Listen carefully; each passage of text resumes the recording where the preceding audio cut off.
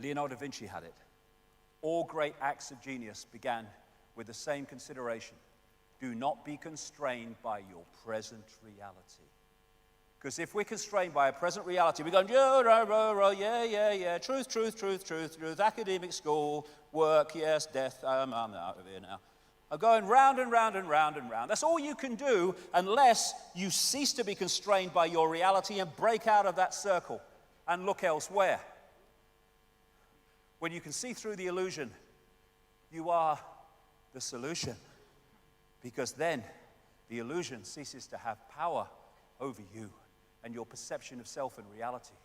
Is this real life or is this fantasy?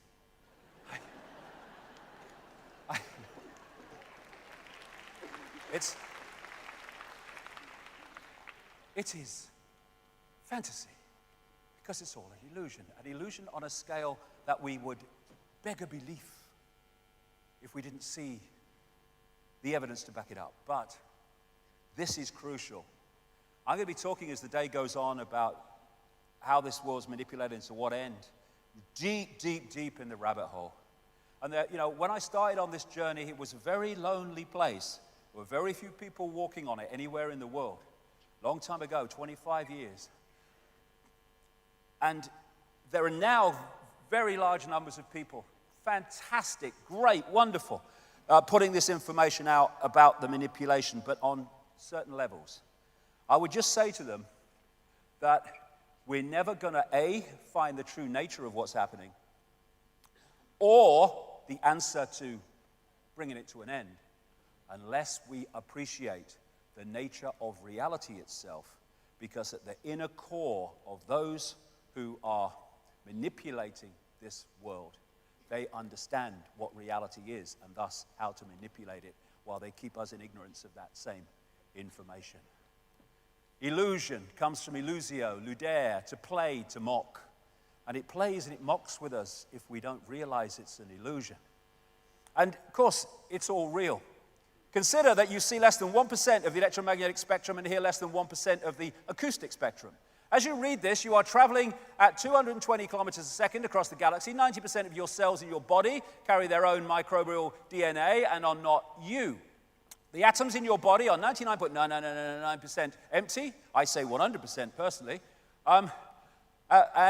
Space, and none of them are the ones you were born with. Human beings have 46 chromosomes, 2 less than a potato. The existence of the rainbow depends on the conical photoreceptors in your eyes. To animals without cones, the rainbows do not exist. So you don't just look at a rainbow, you create it. This is pretty amazing, especially considering that all the beautiful colors you see represent less than 1% of the electromagnetic spectrum. And then there's this.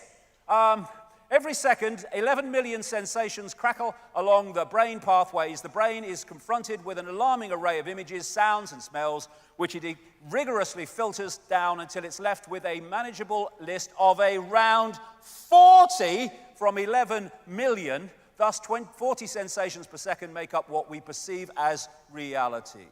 Okay, we have an expert. What we know is shit. Then we can get somewhere. And think on this. All the institutions that run this world and dictate its direction and dictate its sense of reality are all founded on the fact that this world is not an illusion, that it's really bloody solid, and all that quantum physics and the rest of it is irrelevant. And thus, bollocks begets bollocks. That's one of my laws, that.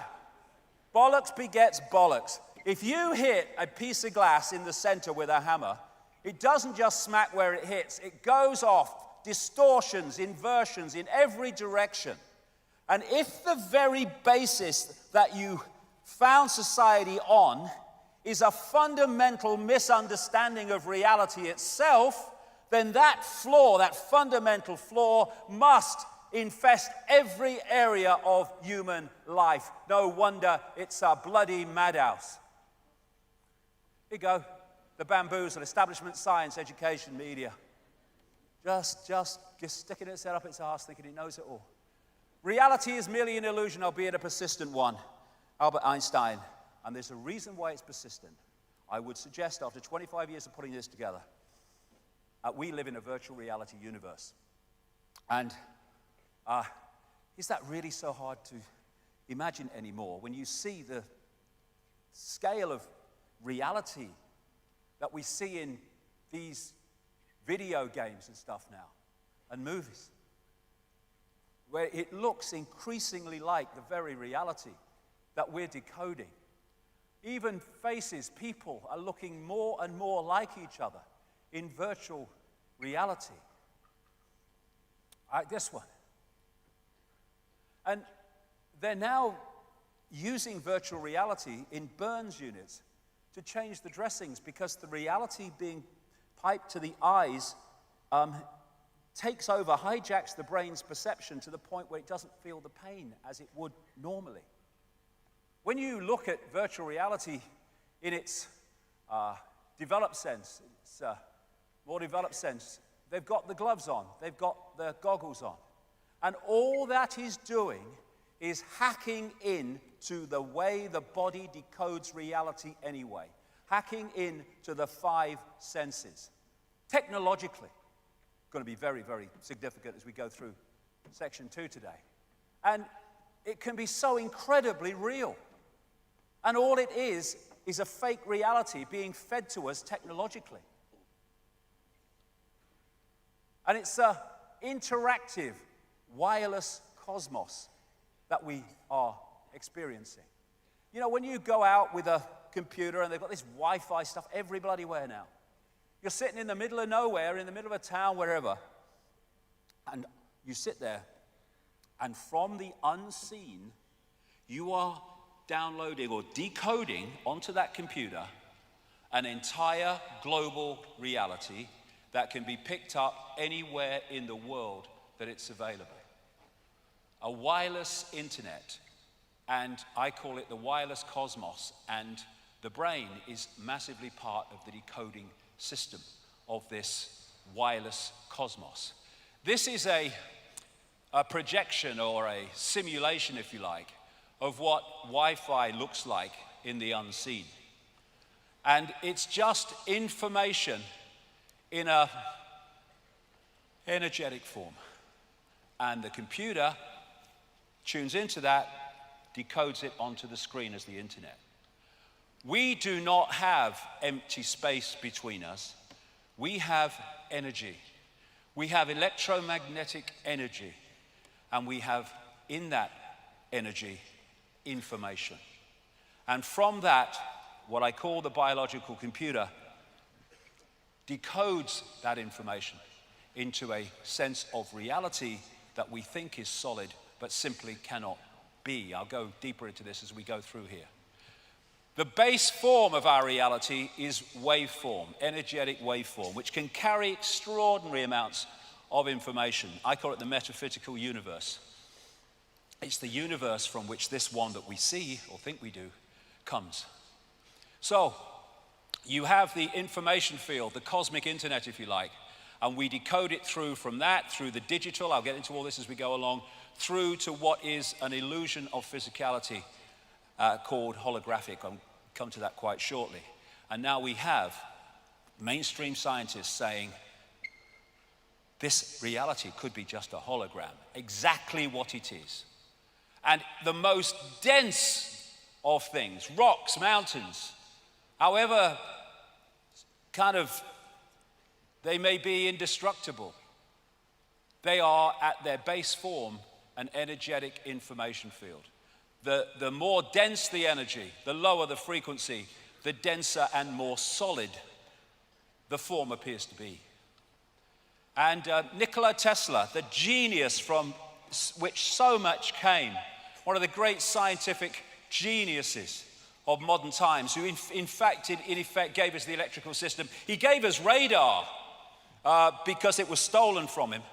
And he could see beyond the physical that we perceive. And he said, the day science begins to study non-physical phenomena it will make more progress in 1 decade than in all the previous centuries of our existence. Why? Because you go to the source of the reality instead of the decoded expression of that reality.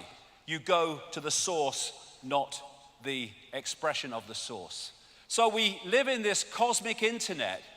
On one level, it operates on an electromagnetic level. Of course, the brain is working electrically as it interacts with it. And the reason that animals can be so sensitive to things that humans can't be, because they read the newspapers and watch Simon Cowell, but is because they have not gone through this system of programming. So they are naturally sensitive to these information fields and can pick up changes in it, which is why animals can feel earthquakes coming before they come. So what is the internet? People say, well, it's like pictures and text and colors on a screen. Well, yes, it is, but only on the screen. Everywhere else, it's electronic circuits and all that gadgetry. What is television? Well, it's pictures on a screen. Yes, it is, but only on the screen. Everywhere else, television, in the analog sense, is frequency fields, or the electrical kit that they do now with digital. And our body-mind, the body-mind as I call it, is like a computer system which allows us to experience this reality. And that is just like sitting in an office. The person at the desk that can see the big picture is consciousness beyond the program, consciousness beyond mind, consciousness beyond the reality that we perceive, and that is experiencing the reality we perceive. If you cut that from that and isolate that in and of itself, which is what the program's designed to do, you detach people from their true self and their true perception of self. That's the thinker, the brain, the thinker, working it out. That's the knower. And if you detach the thinker from the knower, then the thinker is left helpless to have its thinking programmed by that which has been responsible for the disconnection and the isolation. So, if you program that level of self that's directly experiencing this reality, body-mind, with all this programming, you disconnect it from this, and that's how infinite consciousness can become an idiot. The brain is not who we are. It is a processor of information and a communicator of information. As this man rightly said, looking for consciousness in the brain is like looking inside a radio for the announcer. The radio is just decoding information. That's what the brain body is doing. We are conscious in a very narrow band we call conscious. That's what we perceive and think we're awake. But beyond that is the unconscious, the subconscious, which goes on and on into infinity. And the idea is to isolate the conscious from the greater self. So what we are in this reality is simply a point of attention, which the body focuses into a tiny range of frequencies we call the world. I'll get into that in a second. A point of attention. But if we get caught in the program, that point of attention is so focused on here that we lose connection with the greater self and all the other insight, knowledge, awareness that is open to us when we connect with it. Not some guy in a spaceship, our greater self, our greater consciousness. Consciousness is, what I call consciousness, is like the ocean. Whereas mind is the same substance, but it is far more limited. Like ice is the same substance as water, but it's in a completely different and more limited state. And if we get caught in that and disconnected from that, big trouble.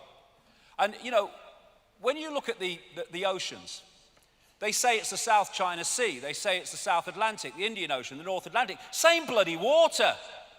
Same water. But what we do is we give our water, our infinite self, names. like Ethel Jones and Arthur Smith. And we give them identities without realizing that we are just points of attention within one infinite, eternal consciousness. We are like the white waves in an ocean. They look different to the rest of the ocean, but they're just a different expression of the ocean. This is a fantastic picture. This sums up humanity. We are expressing our point of attention as a uniqueness, which is wonderful. A unique personality, a unique person, a unique perspective, a unique point of attention. But at that time, we are connected to all the other points of attention in infinite awareness, which in the end are all us and we are all them. And so, when we go to war, we go to conflict, we are fighting ourselves. You hit yourself around the head with a baseball bat, they put you away. But we're doing that all the time because we've got caught in the illusion of the fact that we have space, empty space between us, and we're all individual to the point where we're not connected. The ocean is the droplet is the ocean. Drop the droplet in the ocean. Where does the droplet end and the ocean start? The idea of the conspiracy is to keep that droplet disconnected from the ocean. And when they do that, we have the world that we live in. Great line, Leonard Cohen. If you don't become the ocean, you'll be seasick all your life.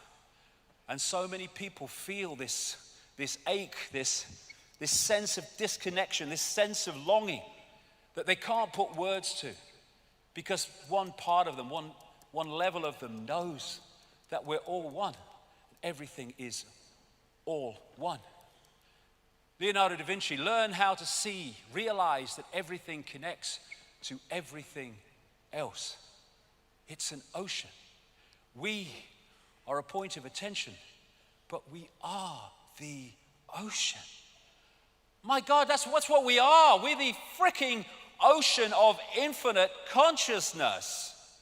What a job they've done to persuade us we're Ethel from the store. Near-death experiences have experienced this. So often, the common themes of what they say is incredible. How they leave the body and suddenly past, present, and future are all happening at the same time, in the same moment. How they have multiple levels of awareness at the same time. In the body, they had one level of awareness, because the body focuses us in these frequencies, locks us in like a computer. From one of my books, the fear of death comes from the ignorance of life. There is no death. There's just a removal from the vehicle into consciousness, in awareness of itself again. But you get people frightened of death, and they'll give their power away to doctors and chemo freaking therapy and all of it, because they want to stay alive because they fear death. There is no death. There's just a change of point of attention. That's all it is. Point of attention, point of attention. I'm terrified. If people say to me, don't you frighten, they'll kill you. Well, so they kill me, all right? I leave the body, and I go, oh, God, I'm terrified. Oh, my goodness, it's such a nightmare becoming all that is, has been, and never can be, in full awareness of itself.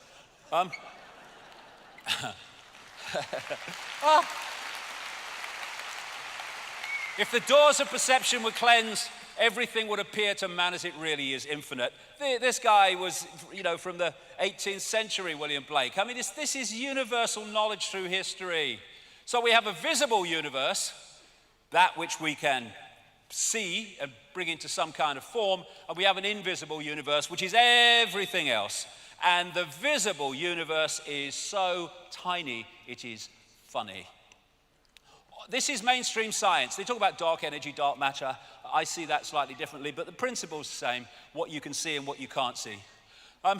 So you have this massive area of stuff they say exists in this universe, which we can't see. You then have light, electromagnetic spectrum, etc., which is 0.005% of what they say exists in this universe. And visible light, which is the only frequency band that we can decode into a visual reality, is a fraction of the 0.005%. We have an expert. What we know is, what madness. So this is the visible spectrum within the electromagnetic spectrum. Look at it, it's tiny.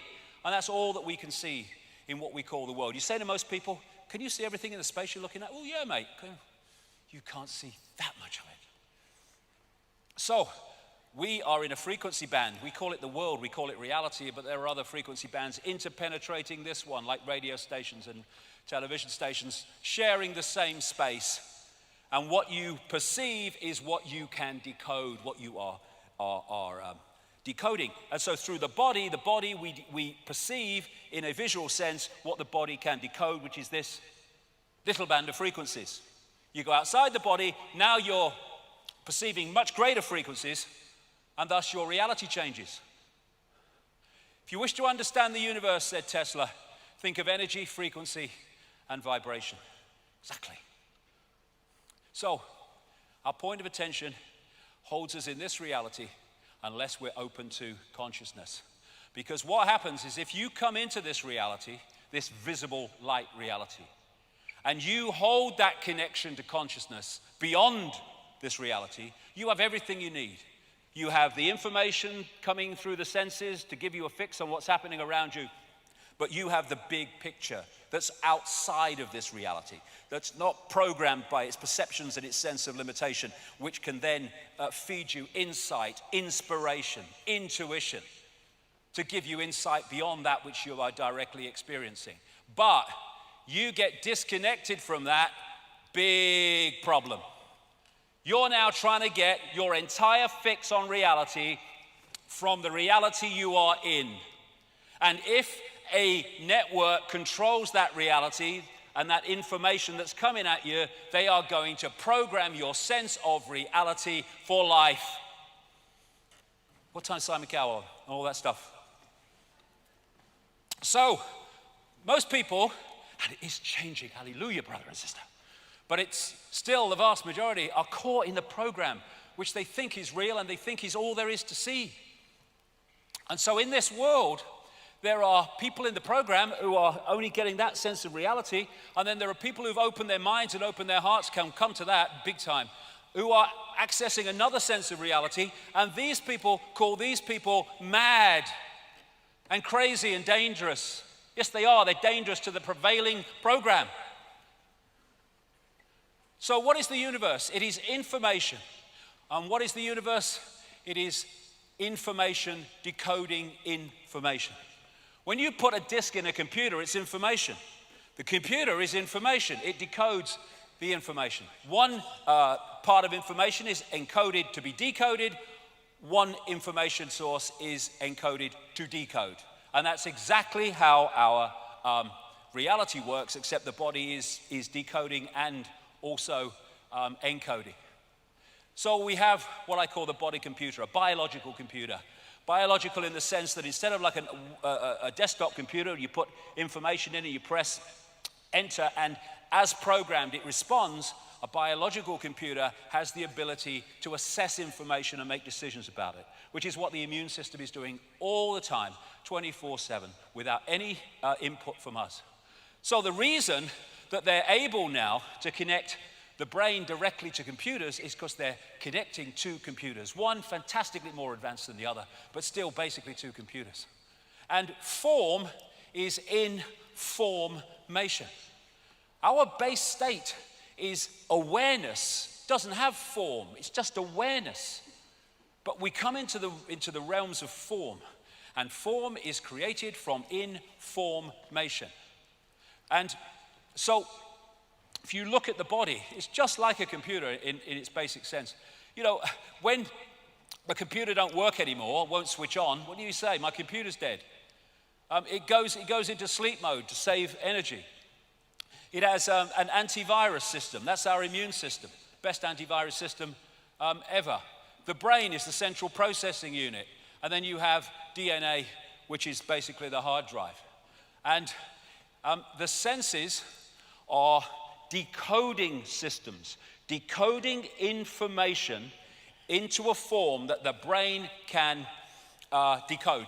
So the senses are taking waveform information, vibrational information, They're turning into electrical information. They are communicating it to the brain, which then decodes that into a sense of reality we call the world we live in.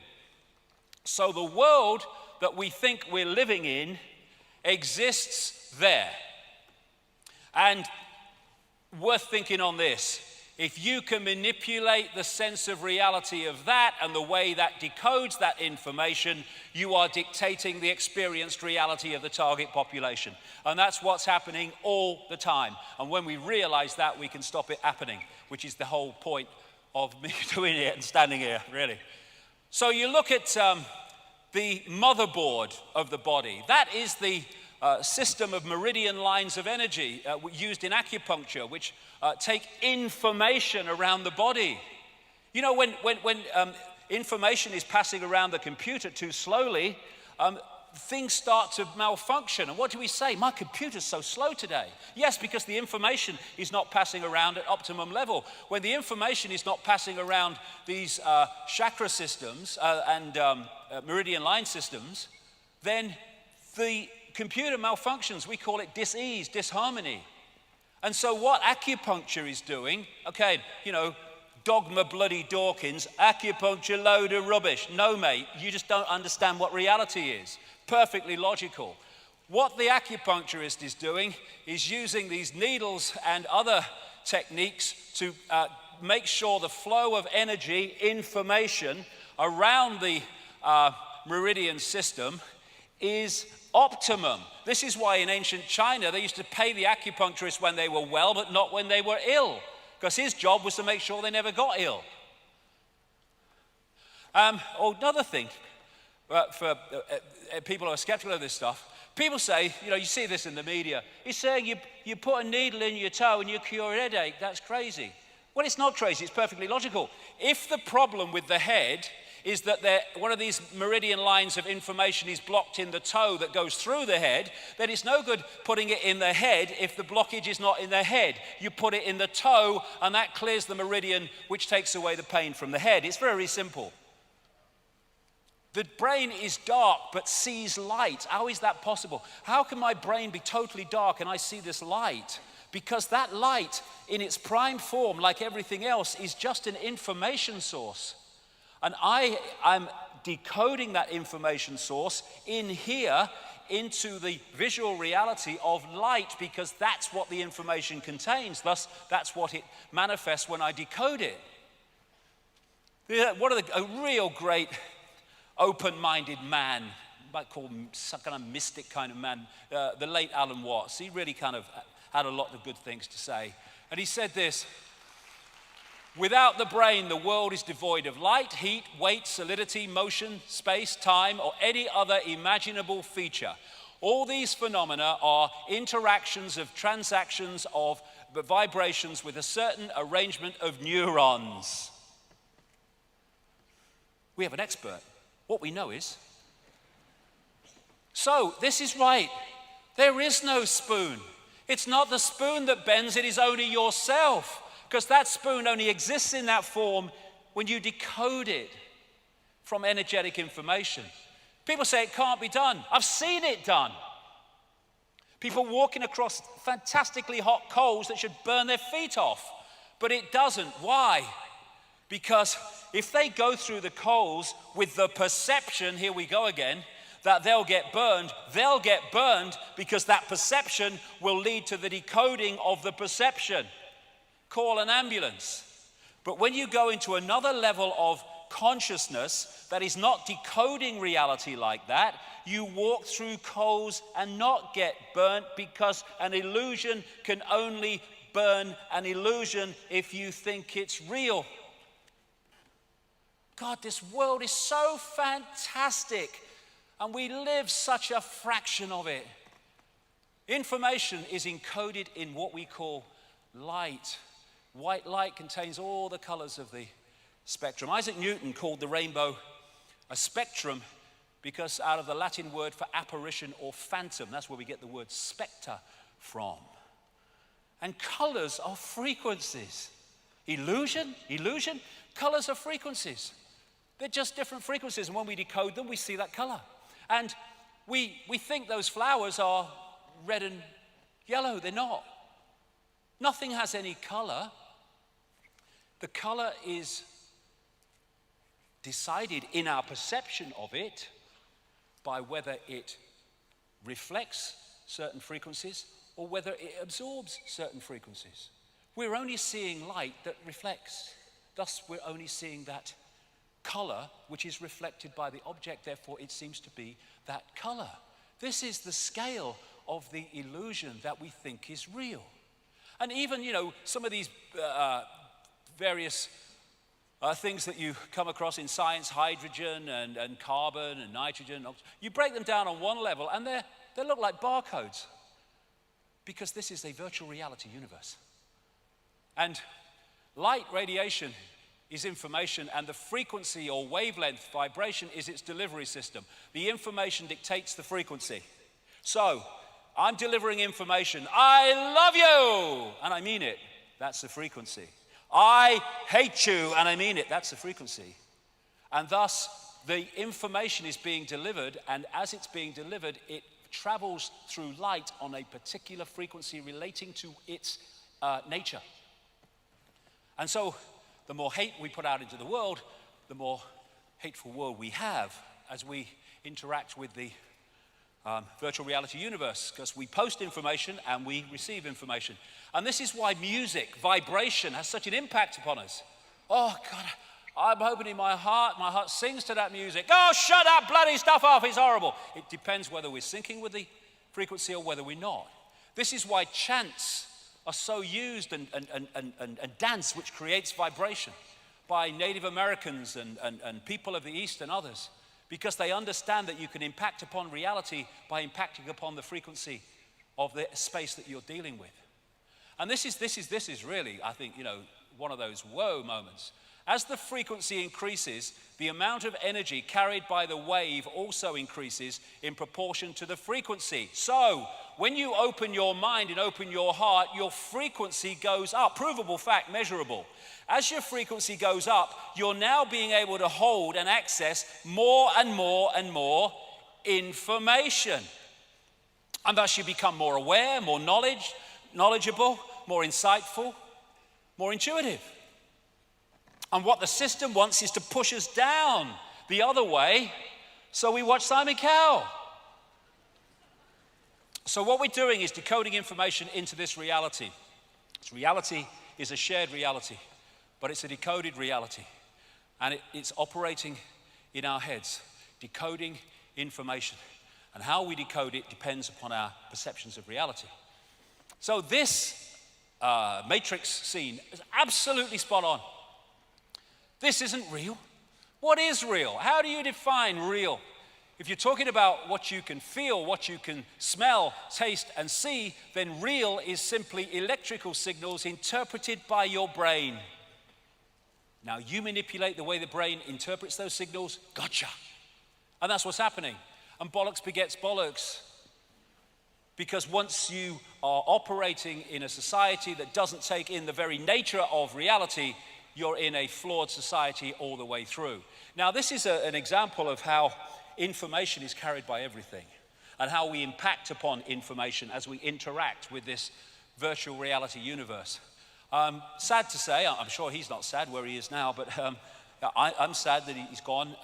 Dr. Emoto, the great man from Japan, who I co-wrote a book with in Japanese some years ago. I didn't write Japanese, he did. But he unfortunately left us a few days ago. And I'd just like to mark that point by saying what a fantastic contribution he made in his work to the understanding of the nature of reality. Because what he did was he took water, put it into little containers, and he would apply to that water sounds or words, and then he would freeze it very quickly. I've been to his place in Tokyo where he did it, and then he would photograph the water crystals in that water. And the difference in the crystals corresponding with what the water came into contact with is absolutely fantastic. This water had love and thanks written on the side of it. Beautiful. geometrically beautiful, harmony, natural order. This had hate, I want to kill you, on it. Look at it. And people say, well, how does that work when you put words on water and that happens? Simple. The words written are merely the holographic expression of waveform information. So those words are vibrating to a certain frequency. We see them holographically, but they're vibrating to a certain frequency. And that frequency impacts itself upon the water, and when you freeze it and photograph it, you see the impact. I'm speaking now. People think I'm speaking words. I'm not really speaking words. I am creating information fields with my vocal cords, and between me and you, there is no words. The words only come when you decode the information field that I'm sending out, and vice versa when you speak to me, when anyone speaks to anybody. It's all frequency. And so, love and appreciation. You make me sick, I want to kill you. Heavy metal music. This is why this can have a massively detrimental impact on people, because we are energy fields. Let's look at the auric field, it's photographable. And if it's a vibe that can impact negatively or disruptively, distortedly upon your energy field, you can have mental and emotional and what we call physical expressions as the hologram is affected. This is polluted river water. Look at it. That's what it does. Because water in its base form is an information, waveform information field, like everything else. At the Aerospace Institute in Stuttgart, Germany, they've developed a way of photographing information in water droplets. You go on the internet or YouTube and put those words in, water has memory. I'm sure it's still there. You'll be able to see the video. And so what they did is they put a flower in a big tank of water. Then they took the flower out, and then they photographed droplets from the tank. And in each droplet was the flower. That's a mock-up, obviously. It doesn't look like that, but you could see the flower information in the droplet. They then asked people from the local community to come in, and they had a big tank of water, and they asked them to take 4 droplets from the big tank and put it into a little dish with their name on. And what they found was that each person who did it, all 4 sets with each person, or all the sets, there were more than 4, were different. But all 4 taken by the individual were basically the same. Why? Because the very action of taking a droplet, putting it in a dish, the energy field of the unique individual was impacted upon the water. This is the impact that we're having on reality all the time while we think we are powerless. And so, when the Dogma Dawkins of this world ridicule homeopathy, they don't know what they're bloody talking about because they don't understand reality. He did say, actually, in one of his books that his knowledge of quantum physics was foggy. Well, that's a great way of understanding reality for a start, isn't it? But what is homeopathy? They say, well, you can't dilute a substance over and over until there's no substance left and say it heals anybody. The flower was taken out of the water. The information was still there. It's the information from the substance that does the healing in homeopathy, not necessarily the substance itself physically. And because they don't understand reality, they can't get that connection. Can you? No. So, what is a computer virus that disrupts a computer system?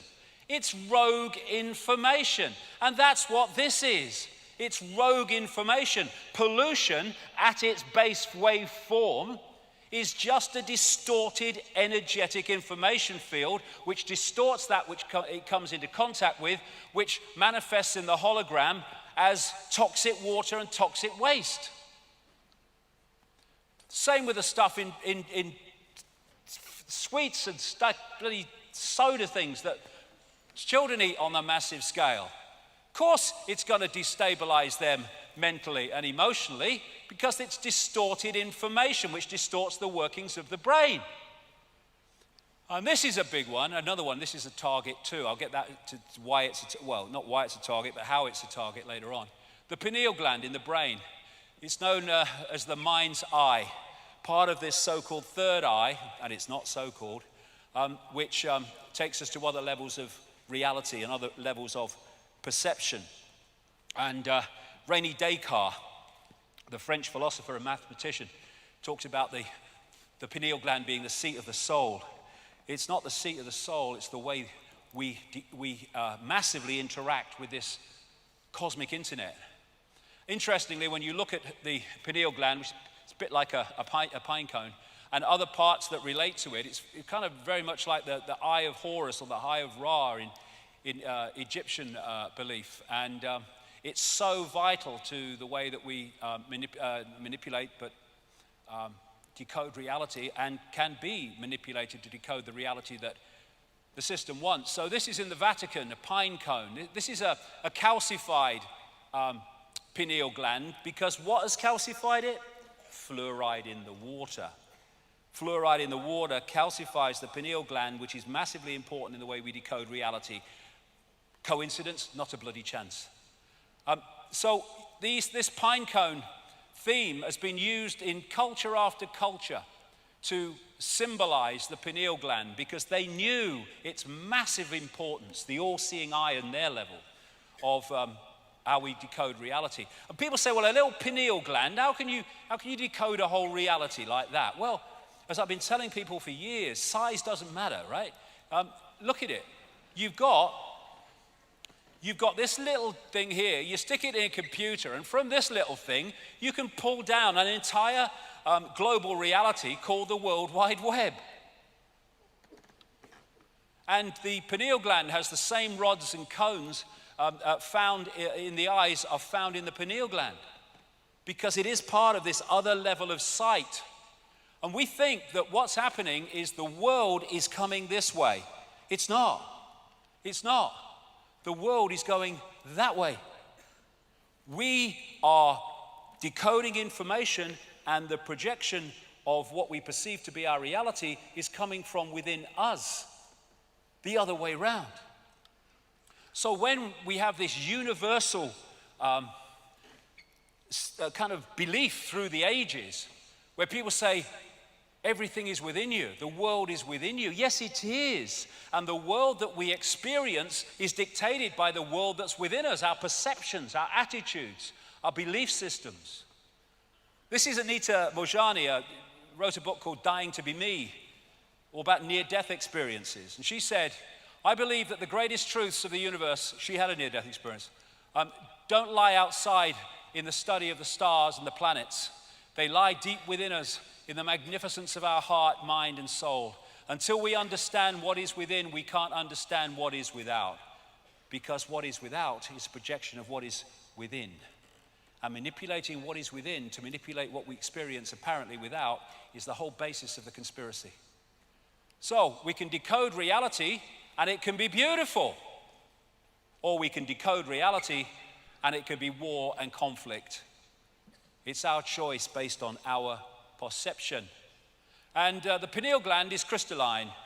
Everything that is involved in this decoding system seems to be crystalline, because, of course, crystals are involved in the decoding transmission systems.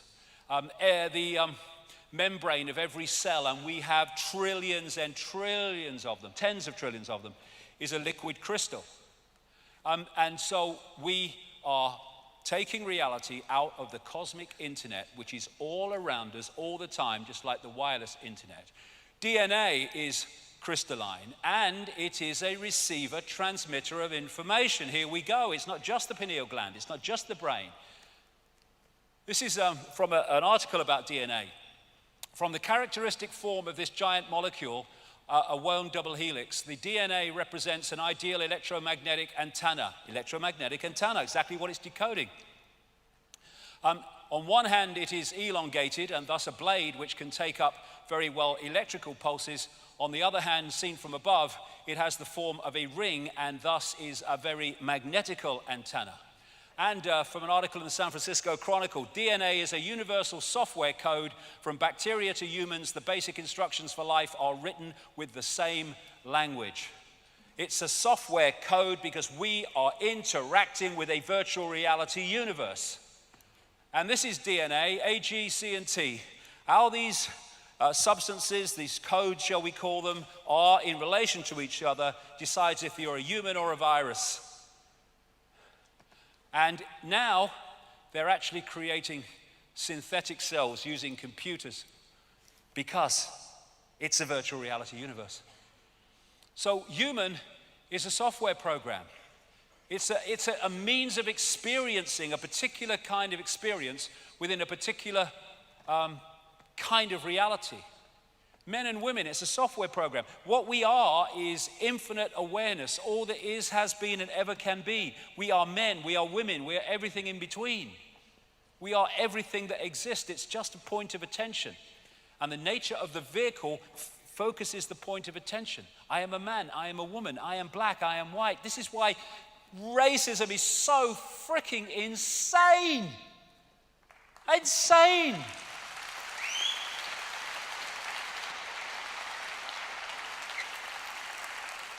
My spacesuit's a different color to yours.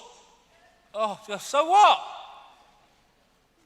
And these cultures, they're in their way software programs. They're experiences within the greater experience. And this is the underpinner of the software program. The software program should interact with the greater awareness. Overwhelmingly, it's been shut off by this. Hypnotized. All the time. Look at all the means of hypnotizing our reality. And if you hypnotize your reality, your decoding system becomes a self-fulfilling prophecy. Control perception and you control reality because of that. Control perception by controlling belief. They couldn't care less what you believe as long as you believe it vehemently. Because that vehemence, that focus will decode reality in a very limited way because of your belief. Accidents happen, that's what everyone says, but in a quantum universe, there is no such thing as accidents, only possibilities and probabilities fold into existence by perception. So we have infinite possibilities. As we have infinite possibilities on the internet, am I going to that website or that website? There's infinite possibilities, but the perception pulls in certain possibilities that relate to the perception. That's why the programming of perception is the very foundation of the control of human experience. We see things not as they are, but as we are, exactly. And the thing is, program what they are, and we got them. So, from this tiny, tiny band of manipulated frequency, not even free thought frequency, we're deciding who we are, who you are, what we're going to be, what we're going to aspire to, what is and what isn't. And what is awakening? Awakening is awakening from this, from the person, persona, which in Latin comes from the word meaning actor's mask.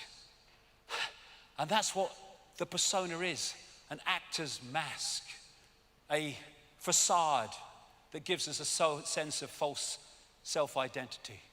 So, these people being normal. And then you lift the program and we call it awakening. All you're doing is disconnecting your sense of reality and self from the program and seeing what's beyond it. Ever tried having a conversation with someone who had a belief system that is rigid and will not move? Waste of frickin' time. And when you're in that mode, you're like in a maze, but you don't know you're in a maze. You think it's free life and free movement, but you're in a maze and you're being guided down the maze. And then someone gets on top of the maze, looks down and says, "It's a frickin' maze. It's going nowhere. You're mad." Great line this. Those who danced were thought to be quite insane by those who could not hear the music. And those who could not hear the music are because they're in these bubbles and they won't allow the music, the knowledge from greater levels of awareness in, and thus they can't hear it. We have a system that gets people to look at the world like that. And what chance have you got of seeing what is when you're looking at the world like that? Focused on one tiny area of frequency. And all this, this is all us. untapped because of the focus. Thank you. The eyes are useless when the mind is blind. Why? Because the mind is, through its perception, dictating reality. We are all one.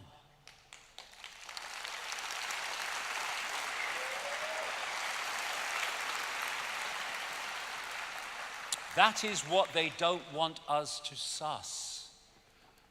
Who are we? We are all that is, has been, and ever can be. When people hear that, they say, how is that possible? I will explain in a second. But I had an experience once which took me into other levels of reality. And I experienced this place, point of attention, which was dark but brilliant. Very difficult to describe. Had no sound, had no movement, but it knew all. It was all that is, has been, and ever can be in that stillness and silence. And I read this book about a year or so ago, and I was reading what he said, and I thought, whoa, there you go, I've been there, darling. Ibn Alexander, a neuroscientist who had a massive near-death experience. Before the near-death experience, this was Dogma Dawkins in America, in effect, absolutely the same belief system. Then he had this massive near-death experience, and of course, everything changed. And one of the things he said he experienced was the core, or what he called the dazzling darkness. That is exactly what I experienced years ago. The dazzling darkness from where the purest love emanated and where all was known. Yes, this is the place where all is known, and all comes out of that we call worlds and forms and experience. It's all that is and ever can be. Impossible. You can't be all that is and ever can be. Yes, you can, because that is all possibility waiting to manifest. And in all possibility, it is all possibility. All that is, has been, and ever can be.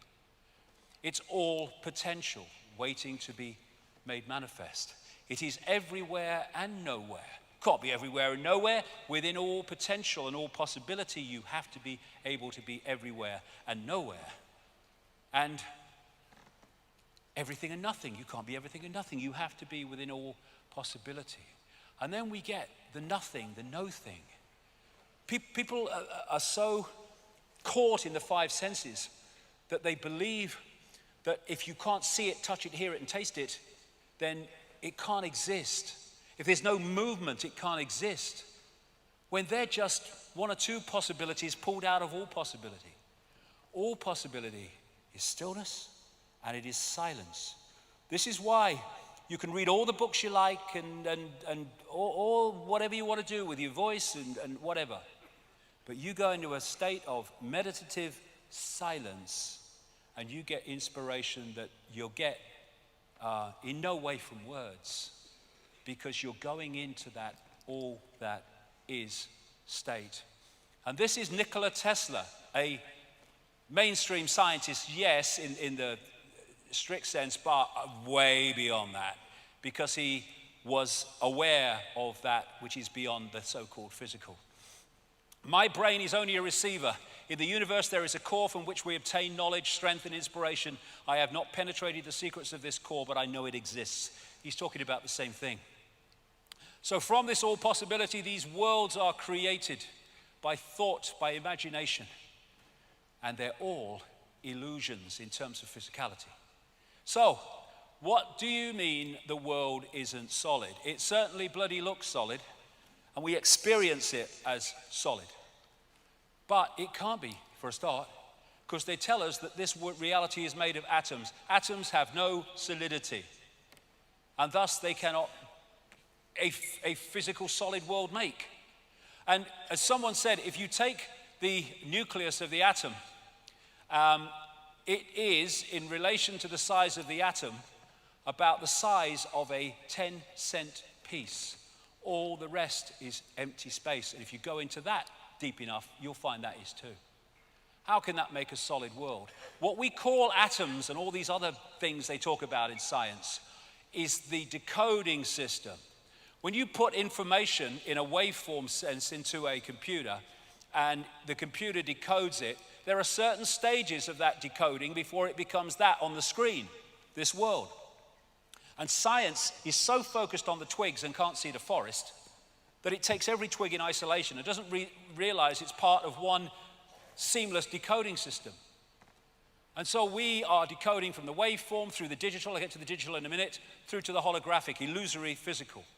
All these different levels, molecular and atomic and holographic as it is, and they're all different expressions of the decoding of this world. The world is a hologram. Everything that we see as form is a hologram. There's more to know even about that, but let's keep it at that level for now. And holograms are like, of the ones you buy in the shops, what they do is they get a laser, and the part of the laser goes off.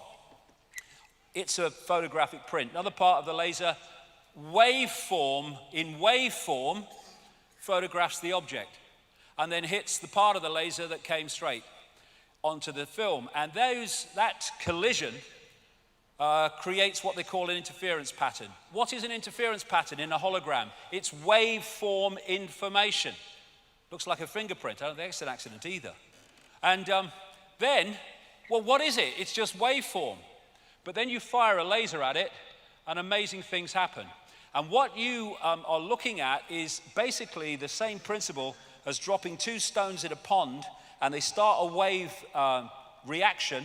And as those waves collide, what you're looking at is a waveform portrayal, expression of where the stones fell, how fast they fell, how heavy they were. It's an information field if you know how to read it. And so what happens with the holographic waveform information is when it's read, it becomes an apparently three-dimensional object. These are all holograms that we're seeing here from these waveform information patterns. And some of them, the best of them, can look as solid as you and me. This lady is a hologram projected from somewhere else. These are all holograms. He's been projected from somewhere else. Les Dawson did a whole bloody program, you might have seen it, the British comedian.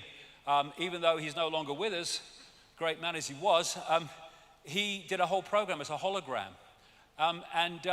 This lady isn't standing there, but appears to be.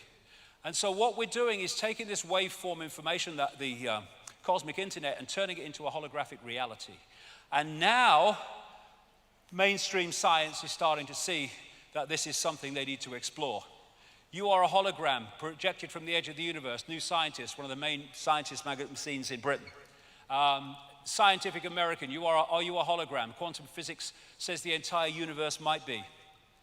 And here is a mainstream newspaper report. Russian researchers want to replace your physical body with a holographic avatar. Why and how? Because they're replacing a hologram technologically generated with a hologram biologically generated, but even now they're starting to biologically generate as well. And the wonderful, amazing characteristics of a hologram, which explains so many mysteries, is that every part of a hologram is a smaller version of the whole.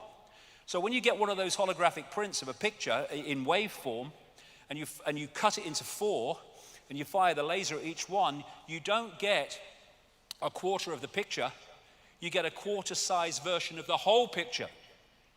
Every part of the hologram is a smaller version of the whole. And that's why you see the human energy field is a smaller version of the planetary energy field. This is where as above, so below comes from. And then you have reflexology and acupuncture and all these things that can find points on the ear and the body and the foot, all over the body, that correspond with other parts of the body.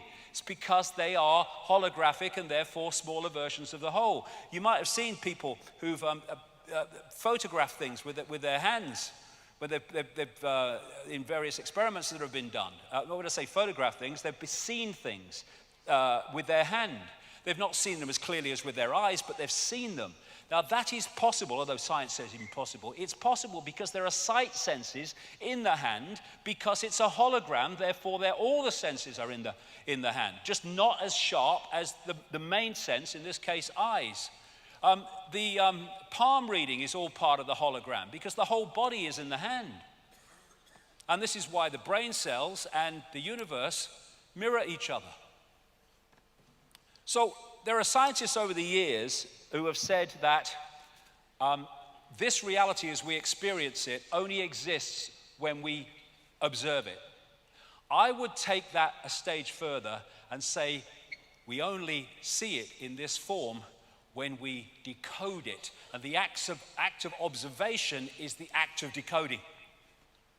So when they say that waveform suddenly takes a particle form, or they can take the same form at the same time, it's because it's the same information in different forms. And so when you look at this newspaper article, Your Mind Can Control Matter, physicist, atomic particles were shown also to be waves. Whether they manifested as waves or as particles depended on whether someone was looking. Observation influenced the physical reality of particles. In more technical language, observation collapsed the wave function. It decoded the wave function into holographic reality. So when we are not looking at this reality, we're not decoding it, it's just a waveform information field. Same with us. So that's the base form of the body. It is an information field. We decode the body through into this as well. And if you can manipulate the way we decode reality, you can manipulate what we perceive. This is an example I've given many times, but I use it every time because it is so brilliant to explain what I'm trying to say here. There was a guy called Michael Tolbert. He wrote a brilliant book called The Holographic Universe about the scientific evidence for the holographic nature of what we call physical reality. And he told the story in that book of how he had a friend, his father rather, who had a party at his home, and he got a stage hypnotist along to do party tricks. And he got this guy called Tom, and he took him through the various things, and then towards the end he said, Tom, when I bring you back to a waking state, you're not going to be able to see your daughter in the room. So at that point he brings the daughter and stands her right in front of Tom. And Tom, the father's looking in her belly. So he brings him back to a waking state, apparently, and he said, Tom, can you see your daughter? Tom's looking around, can't see him. So everyone else in the room could see the daughter. He can't see the daughter. So the hypnotist went round her back, and the small of her back, he held something. He said, Tom, can you see what I'm holding? He said, well, you're holding a watch. Daughter's between him and the watch. He said, there's something on the watch, Tom, can you read it? He leaned forward, he read an inscription on the watch. Now, Dogma Dawkins and everyone else in the mainstream would say that's impossible, perfectly bloody logical. Because the base form of the daughter, like the base form of all of us, is a waveform information field. And if you don't decode that into the holographic reality, your holographic five senses can't see it because it's not in its reality. And so what had happened is the hypnotist had put, if you like firewalls in the decoding system, and the decoding system would not decode the energy field of the daughter. Everything else in the room, yeah, not the daughter. Everyone else could see her because they'd not been through that process. So the only way that he could see his daughter is when that firewall was unlocked and suddenly he's decoding her. Oh, there she is. Now imagine you know all this in great detail and you want to manipulate the global population. What power that gives you. And look at how the same information is there wherever you look with people with an open mind. Tesla, my brain is only a receiver. Central American shaman, we are perceivers, we are awareness, we are not objects, we have no solidity. We are boundless. We, or rather our reason, forget this, and thus we entrap the totality of ourselves in a vicious circle from which we rarely emerge in our lifetime. And the whole focus of the system is make sure we don't emerge. Who creates the universe that we see? We do. And thus, if we change our perceptions, we can change what we decode into a reality, and we can change society. We're not going to do it by stockpiling weapons. We're not even going to do it by mass protests. We're going to be doing it by creating a different reality, by coming from a different perception of what reality is. All that we see or seem is just a dream within a dream. And because everything is one, the dream is the dreamer, and the dreamer is the dream. They're both expressions of each other. And this is a massive way that this is manipulated, the right and left side of the brain. This is mainstream science here. This is not, where I'm coming from alone. Left side of the brain is structure. It's language. It's numbers. It's hierarchy. It's the world that we see. Right side of the brain is inspiration, intuition, creativity. It's the musician. It's the artist. It's the creative in anything. And this is Mercedes-Benz in an advert that was actually emphasizing these two very different functions of different sides of the brain. And what the system does, because it knows that this is where creativity is, this is what connects the dots. Because this sees the tapestry, this sees the strands. If they keep you in the left brain, it's all dots. You get in the right brain, the dots are a picture. That's why they don't want us to connect the dots. That's why they don't want us in the right side of the brain. And so they put the soldiers on the gate of the left side of the brain to stop the right side getting in and having an influence. And what is that? It's doctors, it's journalists. And I'm not saying they know what they're doing this. They don't. They've gone through the system as well. It's scientists, academics in all their forms, and all the rest of it. And if you look at exams in education, what we call education, it's all left side of the brain information, and all the time cutbacks in the arts and things that would open the right side of the brain. I've never made one of my discoveries, said Einstein, through the process of rational thinking. No, through going to another level of awareness beyond the village idiot of rational thinking as we perceive it. Cosmic communication. This is the wireless internet on an electrical level. There's a whole area of science now called the electric universe. Two of the great pioneers and founders are Wallace Thornhill and David Tolbert. This is a brilliant book. It's very difficult to get hold of, explaining how the universe has a electrical level, electromagnetic level. It explains so much. We all realize that there's electricity in the atmosphere because we see lightning. What we don't realize is when something's lightning in the lower atmosphere, there's other electrical things going on right out into the cosmos because it's an electrical system. This is a news story. High-speed solar winds increase lightning strikes on Earth. Scientists have discovered new evidence to suggest that lightning on Earth is triggered not only by cosmic rays from space, but also by energetic particles from the sun. There is an electromagnetic field which connects everything. Electrical tornadoes, they are fast-rotating electromagnetic fields. The northern lights, the aurora borealis, electrical light show. Electrical comets as they interact with the electrical level of the universe. Electrical galaxy, the spinning of the galaxy. And Nikola Tesla said this: all peoples everywhere should have free energy sources. Electric power is everywhere present in unlimited quantities and can drive the world's machinery without the need for coal, oil, and gas. And he knew that.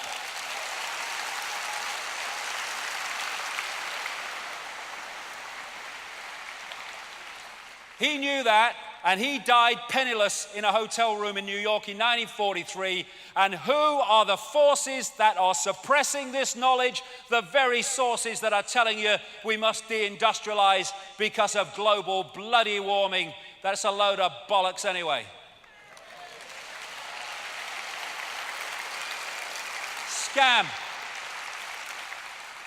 Gravity is powerful. Okay, the electrical force is about 1,000 trillion times more powerful than gravity. This is what the magnetic force is capable of. And as the electrical universe postulates, the force that hold the planets in their places and their stability are not gravitational forces, they are electromagnetic forces, which brings about a very simple thing. If you can, or something destabilizes those electromagnetic forces, then the planets go walkabout. And I'll get to this in part 2, but they went walkabout in geological terms very bloody recently. 99.99% of the universe or our reality is plasma. And plasma just happens to be an almost perfect medium for electrical forces. They say in the laboratory, plasma exhibits a lifelike ability to self-organize and cope with the stresses of its electrical environment. Why? Because it's conscious. Everything is conscious. And in the electrical universe arena, they can recapture happenings in the heavens in the laboratory using things like plasma focus devices. Try getting mainstream to replicate what they say happens in the universe and how. The electrical sun, plasma sun, almost entirely plasma, they say. Why? Because it is a processor of electrical power, information. Electric sun, I mean, it's not bloody obvious, is it? And they say that what the sun is like a nuclear reactor that starts in the middle and convects out. Well, they say there's a radiative zone. Well, apparently there's very little evidence, if any, for that. And the convective zone they've found is about 1% of it needs to be to do what they say it does. What the electrical universe position says, with tremendous evidence, is that actually it's coming the other way. It's not coming out from the sun, it's coming into the sun, being processed, and then going out from the sun in another form. In ultraviolet light, you have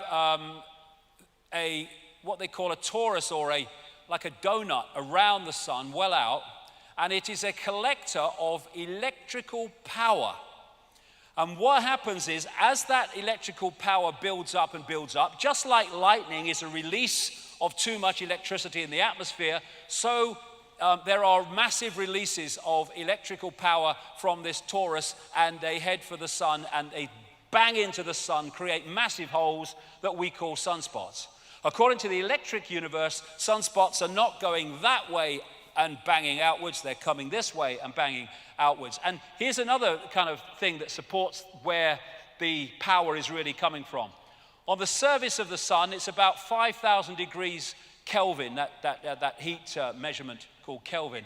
And in the upper levels of the sun, way out from the surface, it's 200 million degrees. That's the sunspots. And so you have cycles when this electrical power is very, very powerful, and when it's less powerful.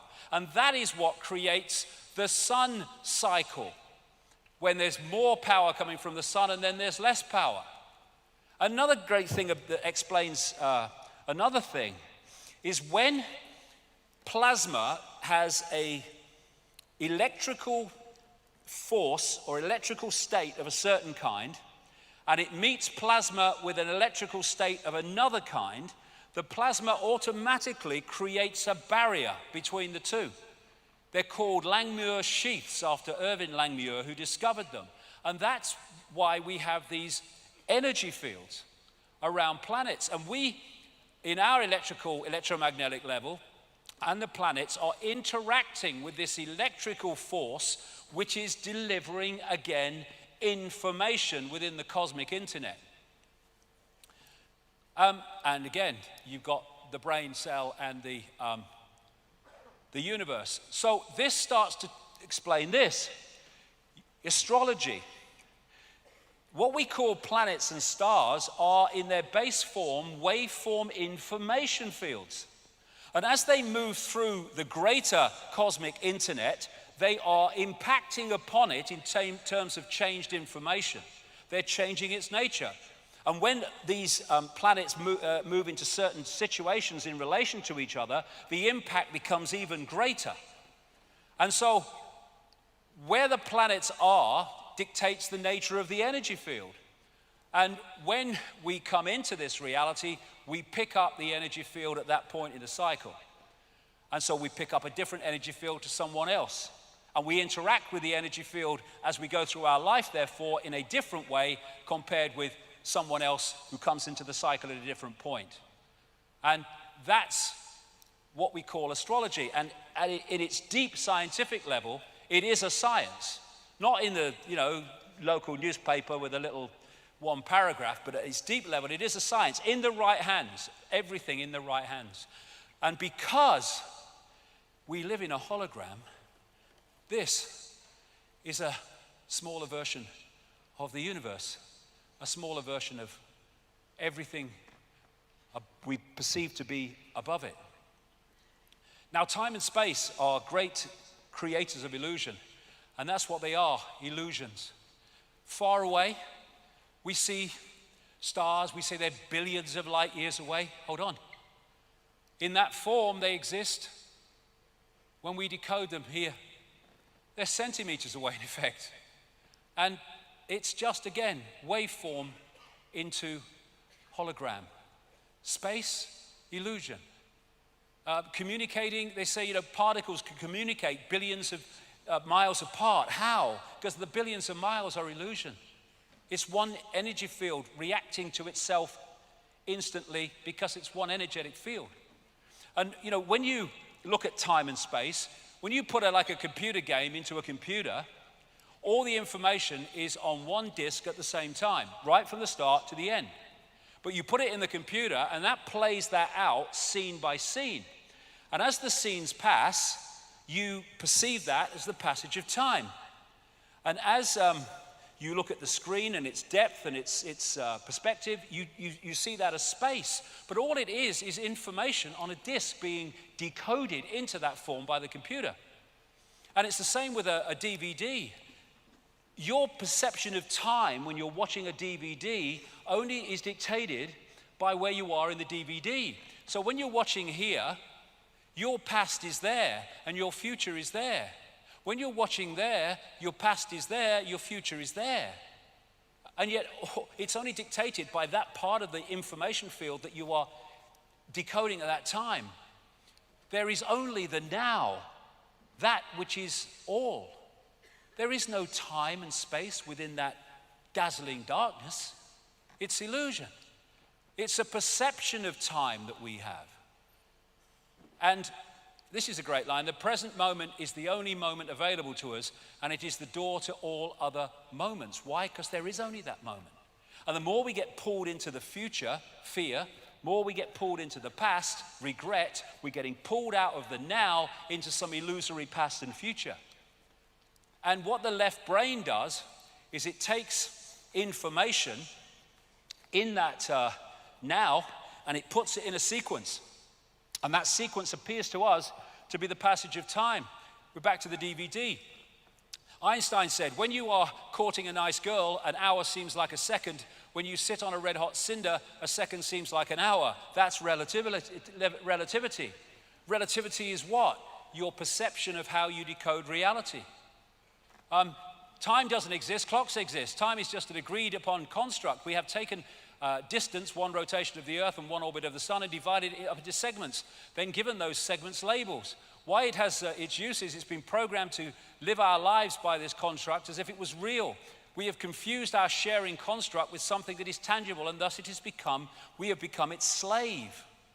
We have a line that doesn't exist in the ocean. That's tomorrow, that's yesterday. It's not even bloody straight, look at it.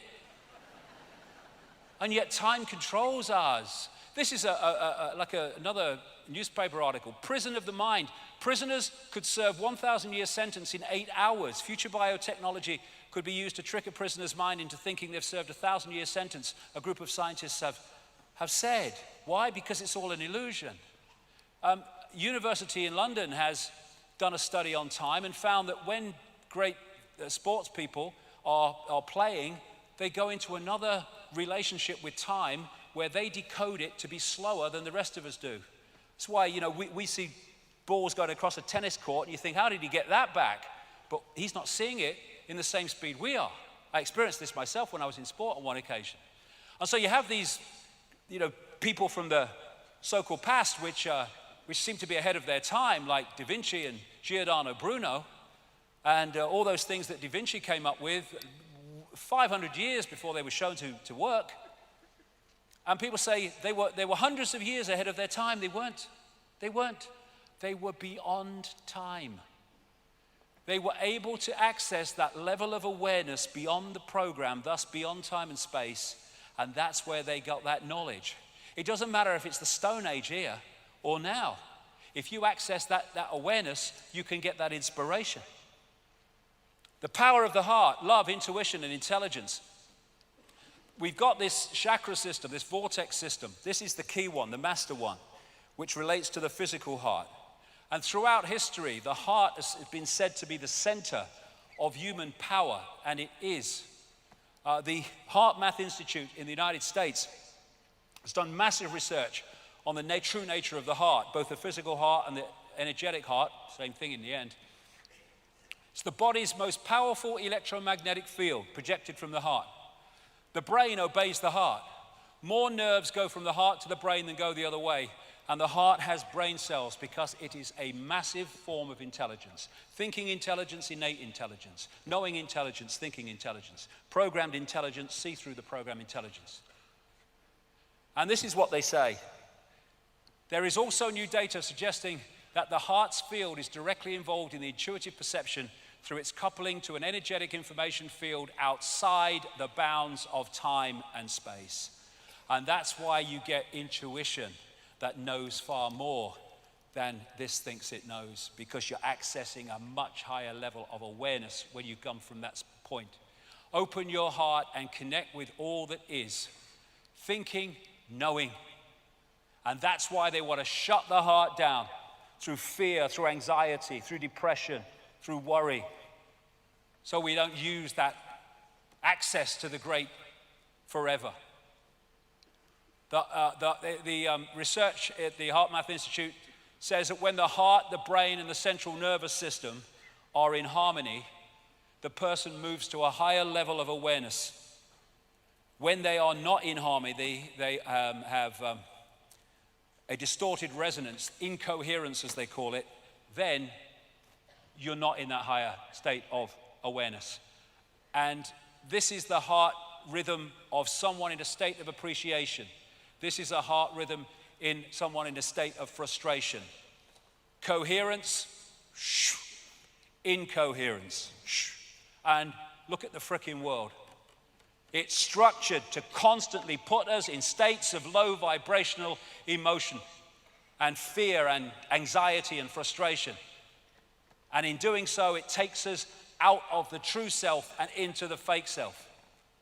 Open your heart, change the world. This is a great line from the great Bill Hicks. This is where we are right now as a whole.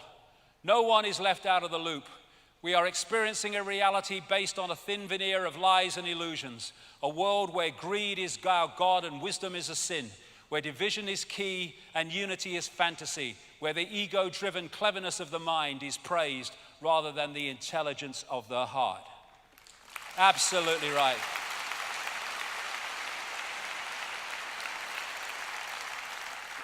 So let's quickly go to the digital construct, because I've been talking about going through the waveform, through the digital into the holographic. Numbers are simply expressions of states of waveform information. This is where numerology comes in. When people keep getting the same numbers recurring in their lives, God, that number again, what's recurring is the same energy information fields. So on one level, it's a waveform. On another level, it's digital. It's numbers. It's why numbers are so important and so important in esoteric lore. And now we've kind of gone full circle. And now they are creating digital holograms, which is getting so close to what we're actually experiencing. It's unbelievable. This is, again, a mainstream article. And they look so real, digital holograms, so real that when Ford focused a digital hologram to show off a car concept model, people stopped, afraid to walk into it. They thought the holographic car was really there. That's the reality we're experiencing. That's a hologram, a digital hologram. And what they've now established is that these ACGT codes of DNA, they can be expressed as with computer language as a 1 or 0 on-off electrical charge. In other words, they cross over. And the Fibonacci sequence of numbers, where you add the number before to the next number to get the next number, 1 and 1, 2, 2 and 1, 3, 3 and 2, 5, can be found throughout nature in the way that shells grow, the nature of the form of the human body, all these things, storms, waves on the sea, fingerprints. You find this because we're in a virtual reality universe, and one level of it is digital, so it must express itself like that. Symmetrical mathematics not only shows the nature of mathematics within our reality, it also emphasizes the holographic nature of our reality relating to those mathematics. So, given all that, is the universe a simulation? I've been saying it is for years and years and years. And here we have a mainstream article again. Physicists may have evidence that the universe is a computer simulation. How? They made a computer simulation of the universe and it looks sort of like us. And this is from the Massachusetts Institute of Technology, for anyone that thinks that, that's just kind of fantasy. This is what human science can do now. Biology is fundamentally discrete, based on a sets of nucleic and amino acids combined into genes and proteins. And computers are fundamentally discrete, based on bits of data processed by logic gates. The latter have long been used to study the former, but a range of emerging technologies are now making it possible to directly convert between these representations. Just as analog digital and digital analog converters provide the interface between computers and the physical world of sensors and actuators, biology digital and digital biology converters are allowing computers to create and control biological worlds. They're starting to be able to create biological virtual realities now, or they're on the road to it. What if there's a much greater force? I think there might be, I don't think we're at the cutting edge of knowledge in all that exists, ever has been, personally. What you could be doing in terms of creating a reality. And this is a study at the University of Bonn into whether we live in a simulation. And this is a report. They say that they may have evidence that the universe is a computer simulation. They pointed out in a paper called Constraints on the Universe as a Numerical Simulation that simply being a simulation would create its own laws of physics that would limit possibility. I said in books years ago, the laws of physics that we think are laws of physics here are not universal. They're the laws of physics in the way this reality works. That's all. They're not universal. What are the laws of physics? Click, click, enter. Whatever you bloody make them. Scientists talk about a phenomenon known as the GZK cutoff, which is an apparent boundary for cosmic ray particles caused by the interaction with cosmic background radiation. The University of Bonn paper says that this pattern of constraint mirrors what you would find with a computer simulation. They say that like a prisoner in a pitch black cell, we would not be able to see the walls of our prison. And this is right on the other side of the world. James Gates, an American theological physicist, professor of physics at the University of Maryland and director of the Center of String and Particle Theory. This was reported in Physics World. There may be evidence to show that our reality is a simulation akin to the movie The Matrix. Yes. Gates and his team of researchers discovered equations in the fabric of the universe that contain embedded computer codes of digital data. They take the form of 1 and 0 and 0, the binary system of on-off electrical charges used by computers, and he says we have no idea what they are doing there. I think I can help him. Computers and other electrical technology are embedded with mathematical sequences known as error-correcting codes or block codes, which return data to its original state if something changes or interferes with it during transmission. Gates and his team have found these sequences within the fabric of our reality, but they don't know what they are doing there. They're holding the reality in place for reasons I'll explain in part 2. And what I would say, the biggest blocking code of this reality, this fake reality, as I'll explain after lunch, the speed of light. The speed of light is not the fastest speed, it's pedestrian. How can you have a fastest speed within all possibility? It is the walls of the reality, the fake reality that we've been manipulated to decode, believing it to be real. And they've been talking for centuries and centuries about the fact that this is some kind of enclosed world. And it is. And like a prisoner in a pitch black cell, we may never be able to see the walls of our prison until we wake up. So, put this all together, and we're living a fake identity. We think we're our name, our race, our job, our income bracket, our religion, and our life story. I am whatever the system tells me I am. No, we're not. We are what we are, infinite possibility. Jim Morrison, great quote. The most important freedom is to be who you really are. You trade your reality for a role, a mask. You trade your sense for an act. You give up your ability to feel. In exchange, you put on a mask. There can't be any large-scale revolution until there is a personal revolution on an individual level. It's got to happen inside first. And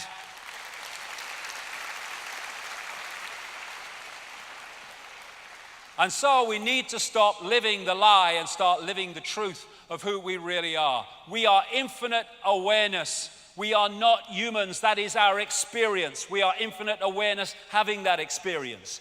Infinite possibility. And this is a wonderful quote I've used a few times, but it's so brilliant from a near-death experiencer. What they experience outside of the body. Everything from the beginning, from my birth, my ancestors, my children, my wife, everything comes together simultaneously. I saw everything about me and about everyone who was around me. I saw everything they were thinking now, what they thought then, what was happening before, what was happening now. There is no time, there is no sequence of events, no such thing as limitation of distance, of period, of place. I could be anywhere I wanted to be simultaneously. That's who we are, and that's what the system is seeking to keep from us, to hold us in this one narrow band of point of attention. And bollocks begets bollocks. That's why the whole of our society is flawed and distorted and inverted, because it's coming from a totally fake position of the reality that we are. Yippee, we know all about the known. No, you know what you've been told. And if you tell the system back what you've been told, you pass exams and you progress within the system. Congratulations. Wisdom is knowing how little we know. And that doesn't mean you believe everything, of course not, but it means your mind is constantly open to all possibility. We are in an intellect prison. We worship the intellect. This is the isolated intellect without consciousness. Village bloody idiot.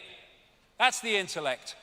It looks at dots and it focuses on dots, but it can't connect them to see the picture.